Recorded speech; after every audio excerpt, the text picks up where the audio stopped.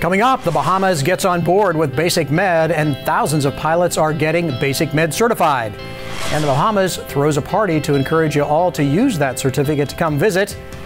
Balloons are a lot more than a toy. We find out what kind of exotic things will be sharing our airspace. And following a vet as he once again flies the very aircraft he trained in as a young Air Force aviator. AOPA Live this week begins in just a moment. Build and flying with the Sonex aircraft B models. The B models offer more room and comfort, more fuel, more panel space, more engine choices, and the same great Sonex aircraft flight characteristics. Learn more at sonexaircraft.com.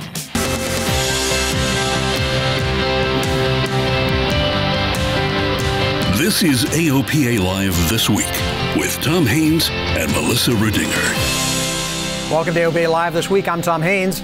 Melissa will join us a little later in the show. Well, hey, break out your swimsuit and snorkel. BasicMed is now flying to the Bahamas. Just 56 nautical miles off the coast of Fort Lauderdale, the Bahamas are one of the most popular international destinations for GA pilots. And now the Bahamian government has announced that they'll accept BasicMed certificates for non-commercial operations to and among the islands. The idea that the first country, the Bahamas, has recognized BasicMed as an acceptable safety method for aviators in that part of the world is terrific. For those of us that have had the good fortune of flying Bahamas over the years, it's a great place to fly to. Very easy, very safe, very comfortable, and now for those using BasicMed, available. Mark says that AOPA is now working to get BasicMed recognized in Canada and Mexico. And pilots are recognizing BasicMed as a way to get back into flying. To date, more than 5,000 pilots have received their BasicMed approval. Well, I think I'm mostly excited about there's over 16,000 people have accessed the site so far. 5,000 have actually been passed through to the FAA because they've met with their doctor, which they have to do first to get that, be able to record that on their online site. I think it's very exciting. The site, of course, is the AOPA Fit to Fly resources page, and that's where you'll find a link to AOPA's online BasicMed course, which is the final step in getting your BasicMed certification. And after that, just get out there and keep flying. It's been a great year so far. It's really great to see the energy in general aviation better than ever. Certainly is, and it's great to see a lot of pilots finally getting back into aviation. And getting people flying also means trying to keep it affordable. We've told you before about AOPA's campaign to fight egregious fees and outrageous fuel prices at some airports. Well, we're happy to tell you we're getting some help in that, like from some local governments. AOPA President Mark Baker just sent this letter of thanks to the Orange County Board of Supervisors in Southern California. They voted to remove signature flight support from John Wayne Airport because of high fuel prices and replace them with another FBO, ACI Jet. Signature is, not surprisingly, fighting back. Mark said in the letter that it is imperative that the governing boards of airports provide rigorous oversight to ensure FBO prices are reasonable, fair, and non-discriminatory. As we've said before, most FBOs do a great job at that, but a few have crossed the line. If you think you have experienced unreasonable pricing, let us know at the URL there on your screen. And halfway between California and here, we find Melissa Rudinger in South Dakota. So, Melissa, what brings you to South Dakota? Well, Tom, I'm living in the world of unmanned balloons. I'm currently at a balloon launch facility outside of Sioux Falls, and like many other segments of aviation technology, it is booming and the regulations are not keeping pace. Companies like Google are planning to use balloons for new technological feats, from providing internet to rural areas to carrying people into space. An increasing number of these balloons are sharing the airspace with us, and I'm on the committee tasked with updating the regulations for these aircraft, which falls under Part 101. And this week we met at Raven Industries in Sioux Falls. Part 101 ARC hasn't been revised in over 50 years, and understanding that the industry has changed considerably since the prescriptive regulations were first written. We need to change, and if we change to performance-based regulations, that will help industries better understand the regulations necessary for safety. It also allows the industry to grow in ways that will help benefit the public. One company that makes and designs some of these high-tech balloons is Raven Industries. I had a chance to tour Raven and learn about their history. Raven was founded in 1956. 4 engineers came out of General Mills, and it was founded to do scientific ballooning, high-altitude balloons. And in doing that, Ed Yost, one of the four principals, developed the modern hot air balloon and became a big part of Raven. Over the years, they have moved from hot air balloons and scientific balloons to focus on longer lasting balloons. And we've really advanced our balloon technology to super pressure balloons that now last much longer than 100 days, and we can control their altitude. These balloons are being used for the Google Loon project. The Loon project will use a series of balloons that will act like moving cell towers. The goal is to provide internet service to remote parts of the world.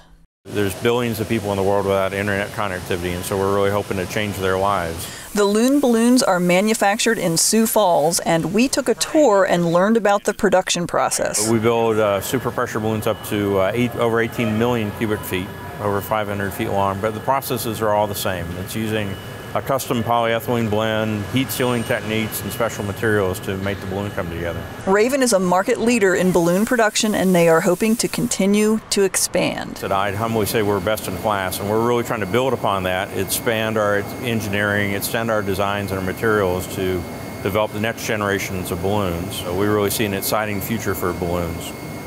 Earlier this afternoon, we saw an unmanned balloon launch right from this facility. The balloon was launched by a group of college students from Montana.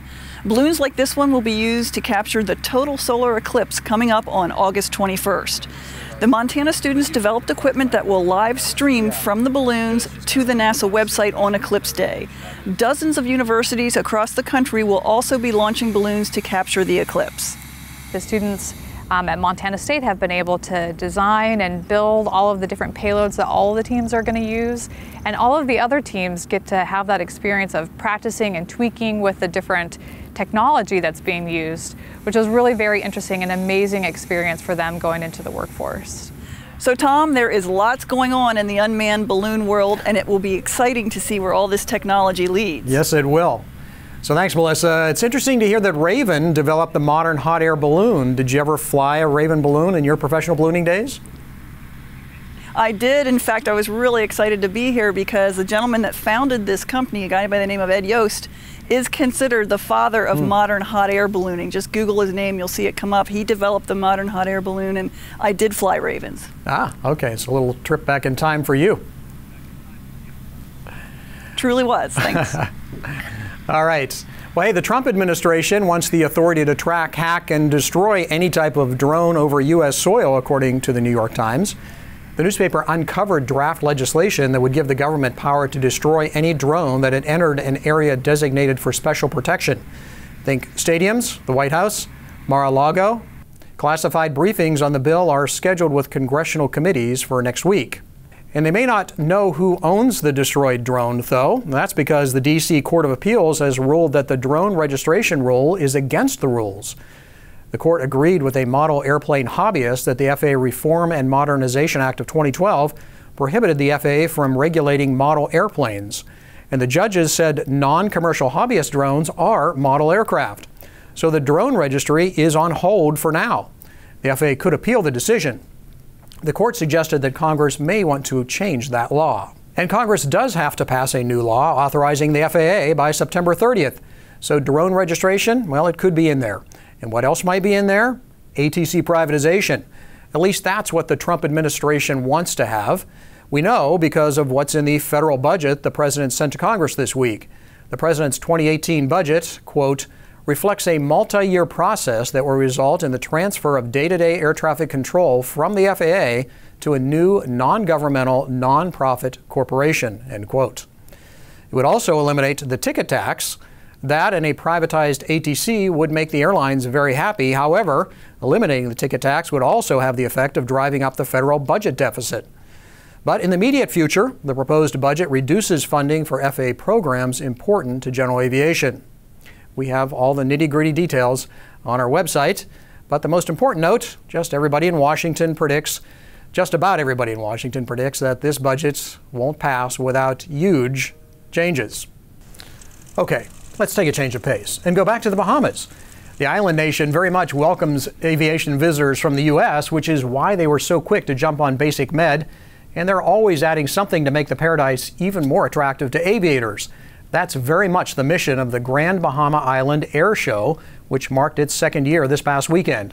Our reporter Jim Moore was among the American pilots who showed up to perform, work behind the scenes, or just watch the action from a beach that is hard to beat. If you were on Grand Bahama Island Saturday, Tina Beach was the place to be. It was the second annual Grand Bahama Island Airshow, capping off a weekend of activities, including a kite festival and aviation career programs for kids. A perfectly sunny setting for crowd-pleasing skydiving and aerobatics.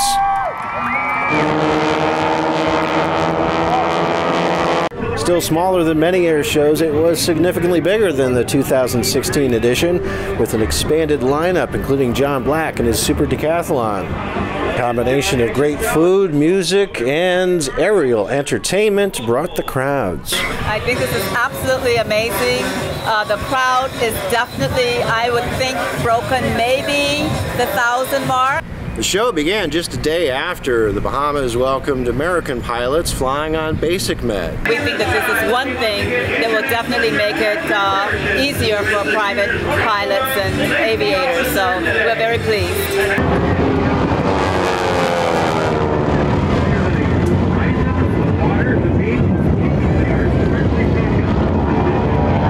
Spotted familiar faces from the American Airshow circuit. That included the air bosses, John Walsh and Wayne Boggs. Tino Beach is right over the canal over there. People just hear the airplanes, they run to Tino Beach and go see it. The good thing about all of this is the word's going to spread. We'll have more people wanting to fly in this air show than we've got money to spend. That's a good thing. On the beach and in the air, the program continued past twilight. You can count on another edition next year. Dates to be determined. We're going to have breakfast with the ministry this morning right after this interview, and we're going to hit the ground running. I've already given them paperwork to start the process. Reporting from Grand Bahama Island, I'm Jim Moore, AOPA Live. Thanks, Jim. He reports that prior to his arrival, Bahamian youth who participated in the aviation career events got their first airplane rides in one of those Aeroshell Team T6 Texans. We're guessing that made quite an impression. Our thanks to the Bahamian Ministry of Tourism for their hospitality, for which they are so well known. Coming up after the break, reliving yesteryear with an old friend, and you can start training now for the ride of the future. Did you know it's now fully legal to fly your plane to Cuba? Call the experts at Cuba Handling and we'll walk you through the process. Our team will make your flight simple and will create the experience of a lifetime. From hotels to cultural experiences, we do it all. Visit CubaHandling.com. Welcome back. Hey, we goofed. It wasn't totally fake news, but we said last week that Liberty University had won second place in the SafeCon collegiate flying competition. They did not. University of North Dakota did. Liberty University had instead won the Grover C. Loaning Trophy for Outstanding All-Around College Aviation Program and the American Airlines Safety Award. Our mistake, we apologize, and congrats to all who participated. Have you taken any flight training in the last year? Well, if you have, we want to hear from you. The AOPA Flight Training Experience Survey is now open. We hope to use the data to measure the performance of flight training providers. It's all part of the AOPA You Can Fly program. The top schools and instructors will be honored with a Flight Training Experience Award. You could win big by helping us. Participants in the survey will be entered to win great prizes. Find out more on the websites. Well, speaking of flight training, only 2 people would be able to participate in our survey about the quality of jetpack instruction they've received. But those 2 are the first students of the JB10 Jetpack. The $250,000 contraption could be sold to customers as soon as later this year. Jetpack Aviation CEO and test pilot Daiv Mayman tells AOPA he is already training potential buyers. He says aircraft experience won't really translate over, which I can clearly see that, and it is clearly a different animal. And while it looks like fun, well, good luck to you all. The AOPA Air Safety Institute is adding new materials to help you stay safe. You may be familiar with the aircraft flashcards. They're a deck of cards that help you memorize specs and tips about airplanes you might be flying. Well, they've added cards for engine failure during the takeoff roll, immediately after takeoff, and in flight. Find them on the Air Safety Institute website. The FAA's new Part 23 reform is coming out in a few months at the end of August. The new rule moves away from the current prescriptive standards that an airplane must meet to be certified. The FAA just held a workshop about Part 23 changes for manufacturers. That was held at the General Aviation Manufacturers Association headquarters in D.C. The The workshop answered a lot of questions about how certification projects will change going forward. The new Part 23 is expected to help bring a new wave of safety and innovation to the aviation industry. And on a related note, I had dinner this week with Alan Klapmeyer of One Aviation, and he tells me that the upgraded Eclipse Jet program called Project Canada will benefit from these certification changes, and he's really pleased with how receptive the FAA has been to this new approach to certification. He says we'll get a status update at AirVenture this summer. Nice to hear about that. The NTSB has released a preliminary report on the Icon A5 crash. This week, the company is speaking out about the incident. 2 of their employees were killed in the crash. Icon says they are working with the NTSB on the investigation.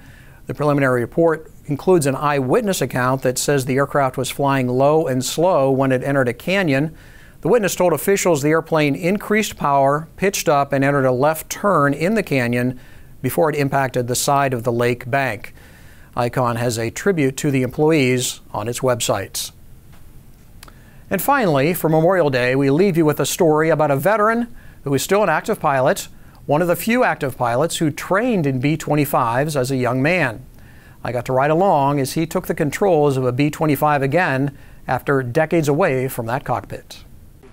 For Sid Ellner, seeing this B-25 is like reacquainting with an old friend. I want to see if the chewing gum that I put on this plane in 1956 is still there. It tastes pretty good, still minty.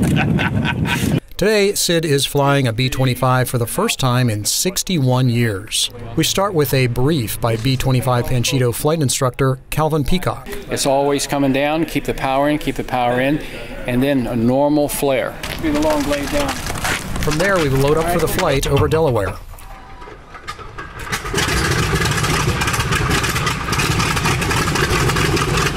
Sid starts in the jump seat while I lurch the stubborn B-25 down the taxiway. I fly first, working to renew currency for the second-in-command type rating I earned nearly 2 years ago flying Panchito. I make 2 takeoffs and landings before switching with Sid. As instructed, he pushes the nose over right after takeoff, allowing the speed to build to the safe single-engine speed before pitching back up to a climb. After a few maneuvers, Sid lines up Panchito for a long final, bringing it in for a steep approach, as he remembered doing during his Air Force days. With some coaching from Calvin, he rounds out and sets the aging bomber down, flying the nose gear down to touchdown right near the center line. What do you think? Did it come back? Not as much as I would have liked, but it came back. Sitting up there, though, towards the end, started to feel comfortable. Sid's training started in a J3 Cub at Bartow Air Base, but he then quickly graduated to the T6. We thought that was the cat's pajamas. He trained in B-25s at Vance Air Force Base in the mid-1950s. Of all the airplanes that I've flown, that was really the best. It's likely he flew this very airplane in his training days. It was also based at Vance in the 50s. Sid left the military in 1957, but didn't leave his friendships behind. There's something about flying relationships that you end up with friends for a lifetime, and it's a very unusual kind of relationship. Where you saw today, one of my buddies even came here to watch this. The flight in Panchito is something Sid will never forget. The idea of having flown that airplane for about 200 hours in the military, loving that airplane, and then having the opportunity some 60 years later to get in it and actually be at the controls was just a great experience. It's also a unique opportunity for the crew that works so hard to keep Panchito flying to honor veterans like Sid. Not many of the men that were military trained in the B-25 and are still an active pilot today are out there. So this became a big deal for us. It's special to share it with the people who appreciate it. My daddy always said, share your best with your friends, and I've always tried to remember that. So when I am to the point where I can't get off the rocking chair on my front porch, I don't want anything to be left on my bucket list. Sydney, it was an absolute pleasure. It was a real pleasure for me, and you made an old man very happy. That's good. That's what we're here for. Really fun to be able to fly with Sid. If you'd like to learn how you can take a flight in Panchito, visit the Delaware Aviation Foundation website. And so on this Memorial Day weekend, I hope you'll take a moment to reflect on the freedoms we experience, especially the freedom to fly in this country. And remember the price paid by so many for those freedoms. Hope you have a great weekend. We'll see you back here next week.